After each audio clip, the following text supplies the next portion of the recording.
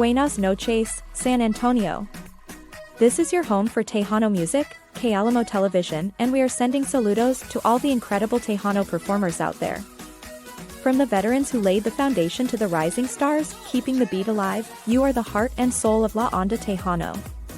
And to the fans, the ones who fill the dance floors and crank up the radios, you are the reason we keep the music going. Thank you so much. My name is Dr. Samuel Odeke. I come from Uganda. I arrived here about 10 days ago to participate in the Dream Week, an amazing event in San Antonio. I have been privileged to attend the awards ceremony of the Dream Week, where different activities and different winners were given opportunities to showcase and to recognize their work in different areas. I've met people who have contributed a lot in the areas of non-profit and profit, new businesses that have started and are helping and contributing towards the development and well-being of the people of San Antonio and beyond. It's been an amazing event and I'm really excited about it, and there's been a lot of things that are going on during this week. There are over 250 different events organized by the Dream Week, and we also had an opportunity to meet with the founder of the Dream Week, a brother from Lagos, Nigeria, an amazing gentleman, and this has been an exciting opportunity. I would like to invite you to watch KLMO's Tejano Music, News and Justice. Football is great. And basketball is greater. Interference. Pasha and baklava, always a winning combination. To be continued. Baklava Bakery to end any game day on a sweeter note. Good morning, good afternoon, and good evening. My name is John Boyd with KLMO Television, and we have Dr. Samuel Odeke. How are you doing, Samuel? I'm doing very well, thank you. I'm glad to have you here on the show. Yeah, thank you so much. Now, you've come all the way from Uganda. Yeah. What part of Uganda are you from? I come from the eastern part of Uganda. Uh-huh. The region is called Teso region. Yes. And my home district is called Bukedia district. And where do you presently live? Presently, I live in Kampala. Okay. And that's where my family is. Okay. Is that a major city? That's the capital city of Uganda. Okay, so you're in the capital. Yes, I'm in the capital. And so you have a double PhD. Yes. So tell us about your education. Yeah, well, you also work for the United Nations. Yes, I'll talk about that. But let me say something about my education. I started my education like any other normal child in a normal family with normal parents. With my parents, we are civil servants. But along the way, everything changed. My own mother passed away when I was a young man at the age of 14. And then there was war and conflict in my region because there was a change of government. We had a new government that came into power, and that government has still been in power up to now. You just had the elections, right? Yeah, we just had elections on the 15th of January. And so the same man has been in power for 40 years now. The same president has been re-elected as the president for another 5 years in office. So when he came to power, there was rebellion and conflict in my region. And because of that conflict, we lost a lot of assets. There was displacement. Your family personally? Yeah, our family personally, and also the people around the community in the same region were affected. They lost their livelihood, they lost their cattle, which is the major source of livelihood for the people in my region. We are farmers and cattle farmers. Mm-hmm. So we lost a lot of things, and including my family. So basically we had nothing left after that incident, after that war. So we became poor, and when my mom passed away, the conditions of life completely changed. But for my case, the situation became worse because after the death of my mother, the following year I lost my grandfather. 3 years after that, I lost my grandmother. So basically, all of your support system, all my support system passed away. My relative, the immediate people that I was looking up to, passed away. So life became very complicated. I went to school without enough support. In most cases, we had to walk long distances to look for food or to go back home to collect food because I was living in one of the cities in the region. It's called Mbale town by then. Now it's a city. So we're living in the city, and I lived in the slums. So living in the slum was one of the most difficult things that I ever encountered. We were living in the poorest neighborhood of the city where you could just see poverty everywhere. And we're talking grass huts, right? Yeah, it was grass-thatched houses, very bad living conditions, poor sanitation, poor hygiene, and everybody in that community was poor. But out of that community is when I went to secondary school. I went to secondary school. I spent 4 years in one of the schools in the region. It's called Mbale High School, before going to Mbale Secondary School, where I did my advanced levels before joining the university. Those 6 years of studying in those day schools were the most difficult years of my life before going to the university. So when I went to the university, I did a bachelor's degree. And then after the bachelor's degree... Where did you get a bachelor's degree in? I got a bachelor's degree in mathematics and psychology. Oh, wow. Yeah. And so you think I'm crazy? You're not crazy. I'm glad. Yes. I'm glad. Thank you. Yeah, I mean, this is my story. Yes. So after that, I also went back for a postgraduate diploma in education. But when I was growing up, I grew up in this Christian family. And we were told to love God, to believe in God, to love God and really be good children. But when tragedy hit us, and hit me in particular, we were impacted differently. I had siblings. Some of them dropped out of school, like my young sister. One of them dropped out of school. She was unable to continue from school. But one of the girls that follows me immediately, I was able to pull her back. After me going to the university, I was now able to pull my sister and pull some of my brothers back to school to support them, because I was able to get myself a job. So that job was the eye-opener for me. It was the key that turned the story of our lives. What kind of job did you get? I got a job working for a community-based organization, and we were working to support children. And these children were coming from the low-income areas, the poor communities near the lake in Uganda called Lake Victoria. Mm-hmm. So my work was to support the children, get education, teach them about God, spiritual development, and also teaching the community about community development. So we're empowering this community. That's honorable work. Yeah, so that was like community engagement, community action, developing community action plans, developing community projects to help the people advance their social status and to improve their livelihoods. So after that experience, I was now able to move to another non-profit organization called World Vision, where I worked for another 3 years before I joined the United Nations. And I've worked with different agencies of the United Nations, in World Food Program, in UNICEF, etc., etc. So these are the areas that I've worked on. And my passion... Very interesting work. You told me earlier before we started the cameras is that you work with the UN particularly to bring in all of the resources and make sure they weren't duplicated. Yeah. I thought that was fascinating. Yeah, so what happens in my work, what I've been doing is that we work with different partners. And these partners are there to provide assistance to people affected by conflict and natural disasters and all that. So we have different organizations, non-profit organizations, World Vision, Care International, and other organizations.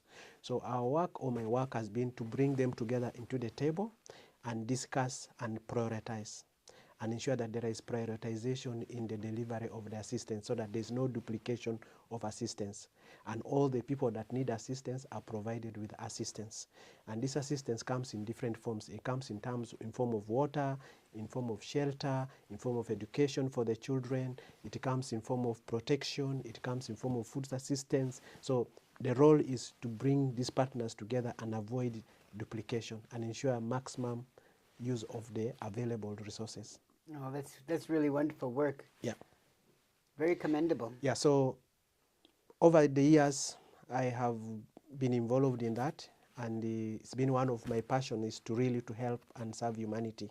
because I believe that we are all human beings, and in any part of the world where you find people living in different and horrible conditions affected by war, that has been my passion over the years, and I find joy and satisfaction in helping people, in supporting people, empowering people. So as regards my education, you talked about my educational background. So when I started working, I had to plan to go back to school. So I was fortunate to enroll for a master's degree program in one of the universities in Uganda. So when I went for that program, I excelled in that program. And that was the eye-opener. That was like another opportunity that came my way. I was offered a scholarship to study at Regent University in Virginia State. Oh, wow. And that is when I got a scholarship to study a doctorate in strategic leadership. And this was a blessing to me because my dream as a child was to become a doctor. I wanted to be a medical doctor, but because of circumstances during my high school days, I couldn't go for medical studies or become a medical practitioner or a medical doctor. So now that dream was still with me, and that's why I was very persistent, very determined to read and to study until I was awarded that doctorate in strategic leadership.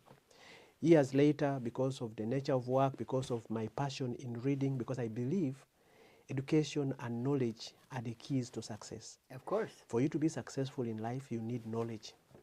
Just like if you are you're a mechanic, Yes. you will be successful in what you do if you know what you're supposed to do.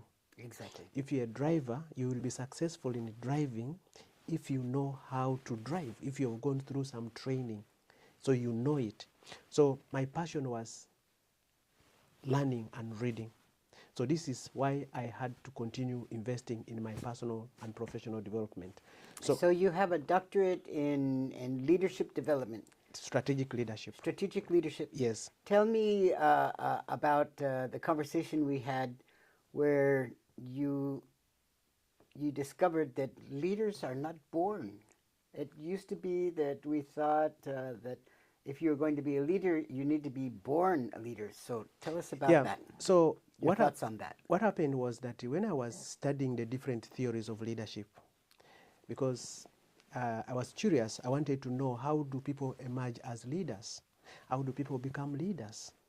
Now, when I was studying the different theories of leadership, and I had different books, I remember meeting one of the authors of one of the books on leadership theory, Professor Emeritus Peter Northouse. We met in a conference in ILA in Georgia. And I asked him, how do people become leaders? He said, you have to study the theories. So I found out that actually leaders are not born. Leaders are made.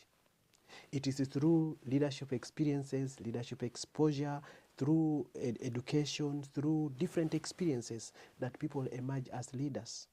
For example, someone can capture a vision, somebody can capture a dream, and that dream makes them overcome the different obstacles, different challenges, and they emerge as leaders. Or someone goes through a specific training. Let us take an example in the military. You cannot become a leader in the military unless you've gone through the boot camp, unless you've been trained. You've gone through a series of different trainings. So in my view and my conclusion is that leaders are made. That there could be some talents, some natural abilities that some people have that make them exceptional in leading others, but the issue is leaders are made. It's a result of their experiences. The training behind it. And the training behind it, the coaching, the mentoring, the opportunities that they are given. That's what makes people emerge. You cannot be a leader in the business world unless you've been involved in business activities. You've been involved in doing business. You've been leading companies, so networking with people. That's when you become the leader in the area. So I believe that leadership is a result of going through some experiences, through some training. That's when you can become the leader. You can have different abilities where you are born, you know how to speak very well, you know how to communicate, you know how to influence people, but that's just one side of leadership. Mm-hmm. So in my view, that leadership is a result of going through those processes. That's when people become leaders. And in my view, I believe that leadership is about influence. Leadership is about using your gifts. Leadership is about taking responsibility. The more you become responsible in life, the more you end up becoming a leader. The more you become a servant to other people, when you are offering your services, you are serving people and impacting the communities, that's when you end up becoming the leader. You'll find people getting attracted to you. In other words, they come closer to you and you learn from them, and then they say, you become our leader. Yes. Yeah, so that's what I believe. So my training has given me knowledge about leadership development. So I like to help people in developing of their leadership skills, developing of leaders, empowering and equipping leaders, but also in terms of my own. You have a website. Yes. You have a website. Tell us what your website is. Yeah, together with a couple of friends, we have this organization called Center for Transformation and Servant Leadership. So this is really a vehicle aimed at empowering young people to become leaders. What's the address? The address. The website address. The website address is www.ctslglobal.org. Oh, thank you. Yeah. So that's what we do, and what we are trying to support other people, especially in my community where we don't have leadership education opportunities, we don't have leadership schools, we don't have support. So we try to see how do we help other people, especially like, for example, for my own background, my own community. You find that we have all these kind of problems. So you don't have leaders. You need to train people to be able to support themselves. And one of the things I've been involved in my community is to have some community interventions, community programs, where we want to support the women, we support the young people, get skills, get knowledge. Just like I came from a poor background. I grew up in poverty. And that growing in poverty changed the way I see things. I believe that people can emerge from those situations if they are resilient and if there is guidance, if there is training. Well, that's very interesting. Not only interesting, it's amazing that you come from the poorest part of town because of war, because of the circumstance. All of your family's resources were taken because of war by the soldiers that took over the area, correct? Yeah. And how were you able, without any support from your family, to make a double doctorate? Tell us about your second doctorate. Yeah, so what happened was that because of networking, because of opportunities that I got to get my first doctorate, I became a member of International Leaders Association. You know, when you studied those doctorate studies, you find you'll be exposed to a lot of networks. Yes, of course. So I became a member of International Leaders Association. It's like a leadership organization that brings all leaders together, from the practitioners and the academicians, the practitioners and all that. So I got to meet people in a conference, and this happened in Florida. Yes. So when I met these people, they gave me cards, business cards. And little did I know that I would get one of the universities offering opportunities for further studies. Wow. So I was offered a course in global leadership, which I was able to pursue, and that's why I ended up having a double doctorate degree. It's because I don't do much apart from when I'm not working. I concentrate on my on personal growth, especially after work or during my weekend days. So you read consistently all the time. Yes. So if you I'm have this insatiable desire, curiosity and desire to yes, learn more. Yes. So I love reading because it is one of the things that has transformed my life. And I believe that everyone out there who wants to change their lives, if they invest in personal and professional development, they can transform their lives. You hear? They can That's change. all you have to do. You have to have the desire and read. So you have to get an education, and that's what you're all about. You're about teaching children, young children, and young adults how to become self-sufficient. Exactly, because I believe we are living at a time when the world is changing rapidly. there is technology, there's advancement, there are so many things that are changing. But we need new knowledge, we need new information to keep evolving. What we learned yesterday is changing. So there is now a new need for new knowledge, and that requires continuous learning and development. So I believe that if someone spends time and energy and resources to invest in their development, they will continue to grow. But if you stop learning and stop investing in yourself and stop investing in your education, you start dying. And that's why you see many people have so many problems. They become stagnant. They become stagnant, they become stuck in life. But for you to keep on growing and getting out of the comfort zone, when you get out of the comfort zone, your life continues to go up. You continue growing, continue improving and advancing. Well, that tells me everything about your background and your education, but tell me about the humanitarian efforts that you have another website. Yes. You have a nonprofit that is already up and running, right? Your website. What's the name of the website? So this is something together with a couple of brothers in Uganda. You might find their information on the website. They came up with an idea that we need to have a non-profit organization. Yes. To help back home because of poverty. You know, poverty is one of the biggest problems that we have in our country and also in other parts of the world. But I'm talking from experience, growing up in poverty, I always want to see a change in the livelihoods of people. I always want to see people's conditions change. So what happened is we came up with that idea that let's have a non-profit. Let's see how people can be helped back home, give them some small loans, give them some small capital to start small businesses, especially women. I have a group of women in my home district, my home area, which I give small capital to start running a business so that they can help their own families buy soap, buy food, you know, take their children to school, buy the books for the children, those kind of things. So the organization is called the Generation Charitable Foundation. And the website is www.gcfuga.org. So this is a community organization which is aimed at alleviating and transforming the communities. So remember that it's GC Fuga, F-U-G. www.gcfuga.org. Yeah. Okay. So this is an initiative which we believe will help change the lives of people.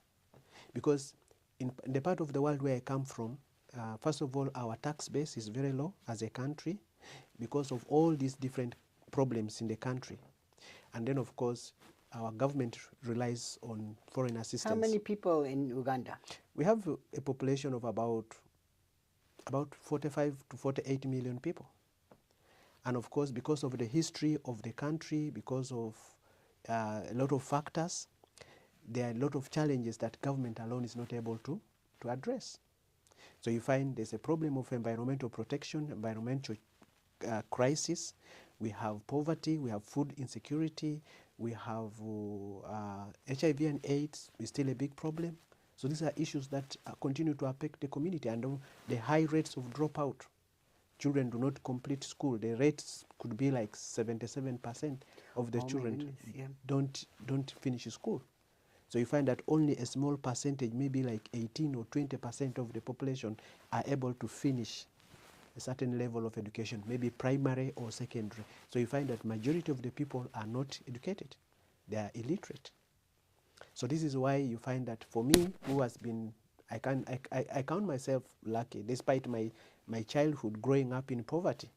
I count myself fortunate because despite my suffering as a child, despite losing my parents, my grandparents, and my relatives, I was fortunate to continue with the school. But many of my age mates have never left that village, even to come to the city. So myself, I am privileged even to come to the United States. Wow. So this is an opportunity for me, and this is not the first time I'm coming here.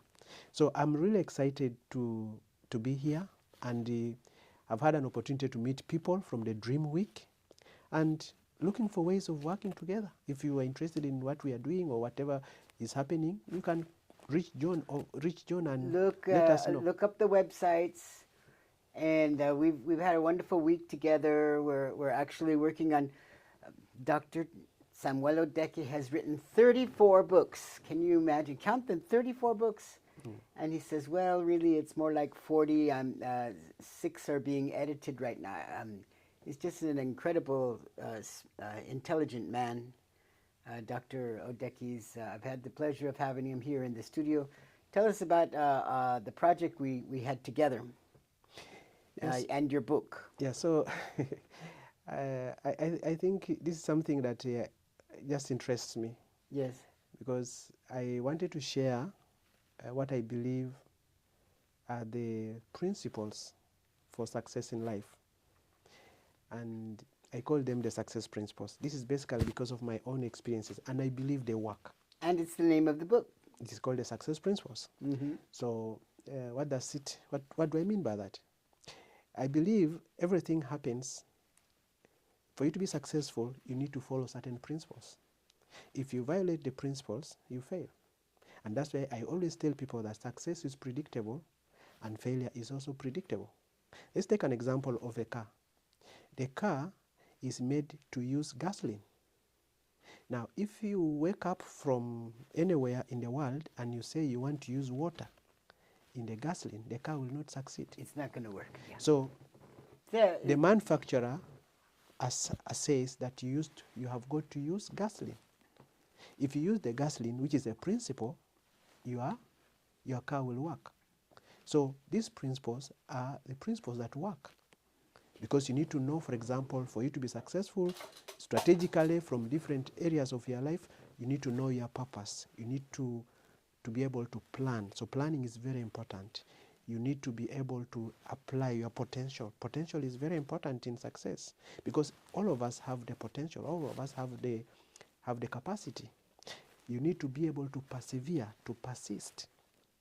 If you don't persevere, you can't succeed because sometimes there can be obstacles along your way. That's when you have to continue enduring until you reach your goal, your destination. And then you also need to be patient. The greatest things in life do not happen overnight. They take time, and that's why you have to be patient. Most times, people want instant success, instant gratification. That's the way it is in the United States now. And that's why people end up failing, and people don't make it in life. Because you need to have persistence. So you need to have persistence, you need to have prayer, you need to have passion. Passion is very important. So Dr. Odeke wrote this book, and we made it into an audiobook. Yeah. And so you can get both books on Amazon. Tell them the name of the book again. Success Principles. Success Principles by Dr. Samuel Odeke. And you can also find it on Amazon and Audible because we've made the audiobook. And so we're currently working on 34 other audiobooks. And so we'll update you on that. Last question. So you came here for Dream Week, and tell us where you're going tomorrow. Tomorrow is going to be... Tomorrow is amazing. We are going to be walking. Yes. We're going to participate in the Martin Luther King Jr. walk. The Million Man, it was originally called the Million Man March. Yes. So we're going to be marching in the Martin Luther King March here in San Antonio. It's one of the largest in all of the whole entire United States. And we're so excited.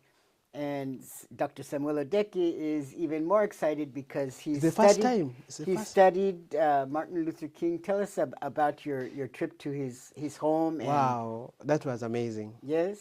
Some years back, I was in Alabama. I went to Georgia, yes. Atlanta, Georgia. Uh-huh. And then when I was attending a conference organized by International Leaders Association, that was in 2016, 2017, I got to learn that Martin Luther was born in Alabama.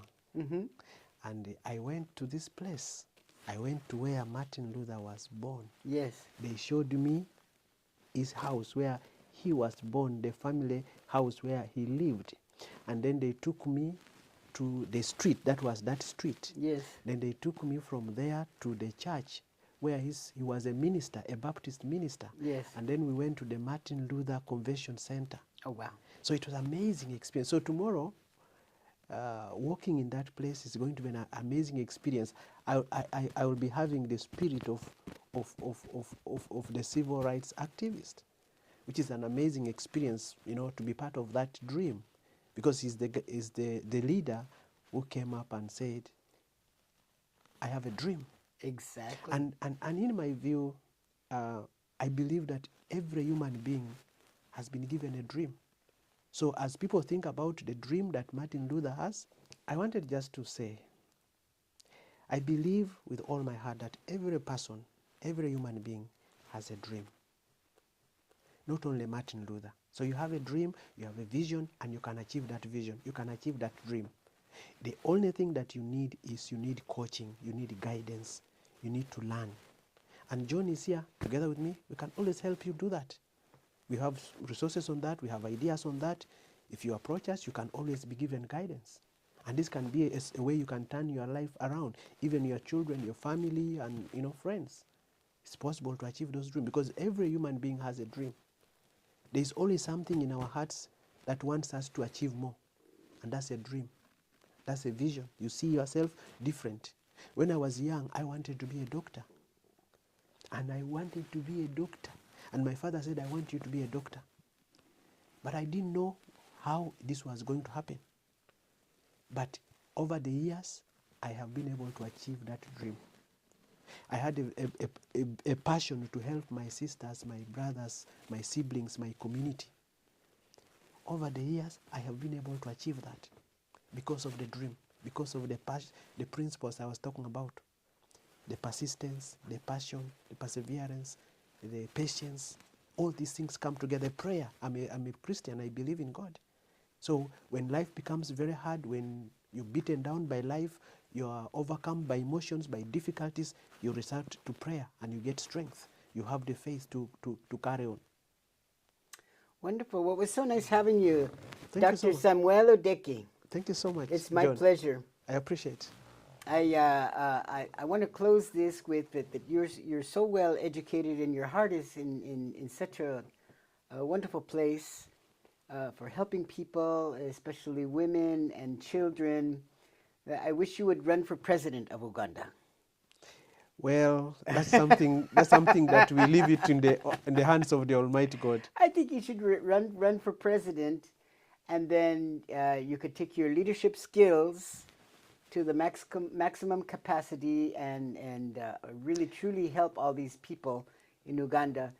And so I want to close with this. If you can find it in your heart, please visit his websites. We're going to put it on the screen here. And if there's anything you can do, please do that. And if you're interested in educating yourself, you can also do that. And once again, my name is John Boyd with KLMO Television. Thank you for watching. Thank you.